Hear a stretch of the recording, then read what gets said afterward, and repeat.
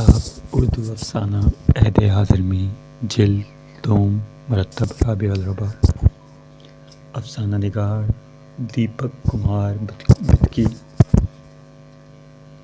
قلمی نام دیپک بدکی پیدائش 15 فروری 1950 سری نگر جموں کشمیر تعلیم MSc باٹنی اعزاز راشٹر گرو سجان 2009 کالید اس سبحان برائے آندھرا اکیڈمی 2007 تصانیف ادھورے چہرے افسانے 1999 چہار کے پنجے 2005 زیبرا کراسنگ پر کھڑا آدمی افسانے 2007 ریزہ حیات افسانی 2010 عصری تقاضے 2014 عصری شعور 2009 عصری تحریریں 2006 افسانہ احتجاج اس روز میں کار سے سفر کر رہا تھا، چنانچہ ڈرائیور کو اس بات کا احساس تھا کہ مجھے کانفرنس میں دیر ہو رہی ہے۔ وہ بہت تیزی سے گاڑی چلا رہا تھا۔ دن کی شروعات ہی بدچگنی سے ہوئی۔ صبح سے ہی گھر میں کوہرام مچا ہوا تھا۔ ایک طرف بیوی کی فرمائشیں، دوسری طرف بچوں کی مانگیں۔ 2-4 روز پہلے بیوی نے گھریلو کاموں کی لسٹ تھما دی تھی اور آج ہی حساب مانگنے لگی۔ بچوں کی فیس کی آخری تاریخ بھی آج ہی مقرر تھی۔ پھر وہ بلونی کا یونیفارم بھی پڑ چکا تھا۔ ادھر نوکرانی کا شوہر پیلیا کے باعث اسپتال میں بھرتی ہو چکا تھا اور وہ بھی ایڈوانس تنخواہ کا تقاضا کر رہی تھی، جیسے ذمہ داری بھی میری ہی تھی۔ یہی وجہ تھی کہ گھر میں اخبار پڑھنے کی فرصت بھی نہ ملی۔ میں نے اخبار اپنے ساتھ اٹھا لیا تاکہ راستے میں پڑھ لوں۔ ایڈیٹوریل صفحے پر میرے چہیتے جرنلسٹ کا مضمون چھپا تھا۔ مضمون کیا تھا؟ لکھنے والے کی انگلیاں چومنے کو جی چاہ رہا تھا۔ کتنا نڈر اور بے باک جرنلسٹ تھا، کتنی سچائی تھی اس کی تحریر میں۔ اس کے اکیلے ہی حکومت کی بدعنوانیوں کا پردہ فاش کرنے کا بیڑا اٹھایا ہوا تھا۔ ورق حکومت کو چھیلتا چلا جا رہا تھا۔ مجھے اس کی بے خوفی اور بے باکی پر بڑا ناز تھا۔ اندر کہیں سے آواز آئی، اگر ایسے ہی 10-15 کھوجی صحافی اس دیش میں پیدا ہوئے تو اس دیش کے بھاگ جاگ جائیں گے۔ میں اپنے در کو ٹٹولنے لگا۔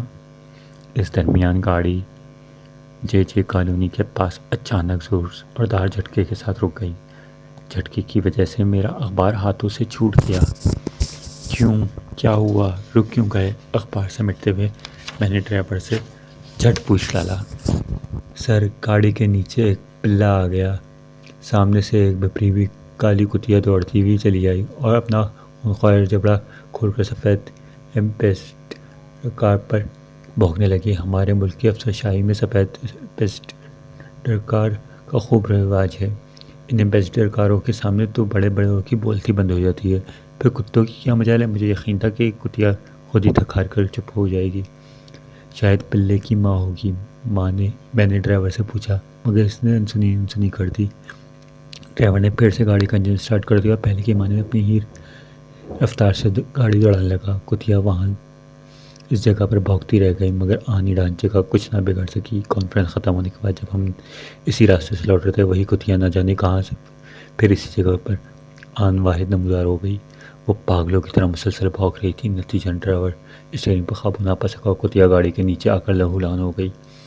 گاڑی تھوڑی دیر بعد قابو میں آ گئی اور خود بخود رک گئی۔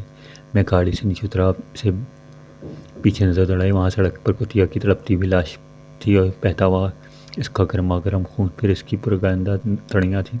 اس کے منہ میں بھی تلاش تھا اور جبڑے سے خون بہہ رہا تھا۔ کچھ راہگیر میری طرف ایسے دیکھ رہے تھے جیسے میں ہی مجرم ہوں۔ ان کی آنکھیں خشکی تھیں۔ میں گھبرا کر واپس اپنی گاڑی میں بیٹھ گیا۔ ان لوگوں کو ڈرائیور پر غصہ آنا چاہیے تھا، مجھ پر کیوں؟ میں اپنے آپ سے سوال کر بیٹھا، ڈرائیور پر کیوں؟ تو کار تو تمہاری ہے، پھر وہ دیر تو تمہیں ہی ہو رہی تھی۔ خود ہی جواب ڈھونڈ لیا۔ اس کالی کتیا پر جو ایک ماں بھی تھی، مجھے بہت ترس آیا۔ شاید اس نے ہماری گاڑی کو پہچان لیا ہوگا۔ میں نے ڈرائیور سے پوچھا، ہاں صاحب، ایسا ہی لگتا ہے۔ جانوروں کے بارے میں یہی سنا ہے کہ ان کی یادداشت بڑی تیز ہوتی ہے، ذرا سا سکھ بجاؤ تو پلٹ کے کاٹ لیتے ہیں۔ سانپوں کے بارے میں تو میری ماں کہتی تھی کہ مرتے وہ مارنے والے کی تصویر دل میں اتارتے ہیں اور پھر ان کے بال بچے شبیہ سے انتقام لیتے ہیں۔ بھیڑ میں سے کسی نے کی آواز آنے لگی، نہ جانے کس اندھیر صبح دم اس بچے کو اپنی موٹر کے نیچے ڈالا، جب سے بیچاری باولی ہو چکی تھی اور دن بھر آنے والی گاڑیوں کو پر بھونک رہی تھی۔ حادثے کے باوجود سڑک پر رات بھر ٹریفک چلتا رہا، سبھی اپنی اپنی برق رفتار سے گامزن رہے۔ سڑک پر لاش پڑی چڑھتی رہی، وقتاً گدھ اور کوے اس میں مانس کی لے کر اڑتے جا رہے تھے۔ راہ میں لاش کی طرف دیکھتا بھی گوارا نہ کرتے، اپنے منہ کو رومال سے ڈھانپ کر دوسری جانب سے لوگ تیز قدموں سے آگے نکل جاتے۔ دوسری روز میونسپل کمیٹی کا کوڑا گاڑی لاش اٹھا کر لے گئی۔ اسی روز اخبار میں بڑی ہی دلچسپ خبر تھی۔ میرے بطل صحافی نے کابینہ میں وزیر کا حلف اٹھا لیا تھا اور اب اسی نظام کا حصہ بن چکا تھا جس کے خلاف وہ برسوں سے آواز اٹھا رہا تھا۔